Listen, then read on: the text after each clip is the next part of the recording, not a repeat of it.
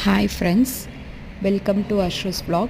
Actually இது வந்து Friday லன்ச்க்கான மெனு தான் ப்ரிப்பேர் பண்ணிகிட்ருக்கேன். ஸோ இன்றைக்கி வந்து சிக்கன் வந்து ஒரு டிஃப்ரெண்ட்டான ஸ்டைலில் ட்ரை பண்ணலான்னு சொல்லிட்டு சிக்கனை வந்து 65க்கான எல்லா மசாலாவும் போட்டு ஆட் பண்ணி ஒரு டீப் ஃப்ரை இல்லாமல் ஷாலோ ஃப்ரை மாதிரி பண்ணிவிட்டு இது நல்லா வந்து ஒரு அரோமா கிடைக்கும். இப்போவே அதே பேனில் ஒரு வெங்காயம் 1 இல்லை 2 வெங்காயம் நல்லா தாராளமாக ஆட் பண்ணிக்கணும். ஆட் பண்ணி இது நல்லா ஒரு கோல்டன் ப்ரௌன் கலரில் வரணும். ஸோ அது வரைக்கும் நல்லா கேரமலைஸ் ஆகி வந்தோடனே நம்ம இந்த சிக்கனை இது பண்ணி வச்சோம் இல்லையா, ஃப்ரை பண்ணி அதையும் இதில் ஆட் பண்ணி இது ஒரு 10 மினிட்ஸ் குக் பண்ணணும் அதில் லோ ஃப்ளேமில். ஸோ அடுத்து நம்ம மட்டன் பிரியாணி பண்ண போகிறோம். ஸோ மட்டன் பிரியாணிக்கு வந்து நான் இன்றைக்கி கோக்னட் ஆயில் தான் யூஸ் பண்ணியிருக்கேன். ஸோ சைமல்டேனியஸாக அந்த வேலையும் பார்த்துட்ருக்கேன். இன்றைக்கி வந்து மட்டன் பிரியாணி சூப்பராக வந்துருந்துச்சு.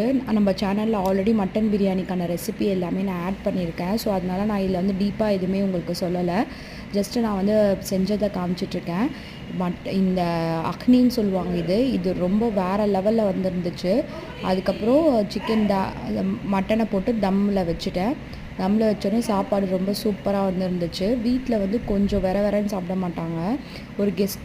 ஸோ அதனால் கொஞ்சம் ஓரளவுக்கு தண்ணி கொஞ்சம் வச்சு கொஞ்சம் குழைவாக வர மாதிரி தான் பண்ணியிருந்தேன். ரொம்ப ஸ்டிக்கியாக இல்லாமல் ஓரளவுக்கு ரொம்ப பொறணும் இல்லாமல் முள் மாதிரி இருக்குது அப்படின்னு சொல்லுவாங்க இல்லையா, ஸோ அந்த மாதிரி இல்லாமல் ஓரளவுக்கு நல்லா ஸ்மூத்தாக செஞ்சுருக்கேன்.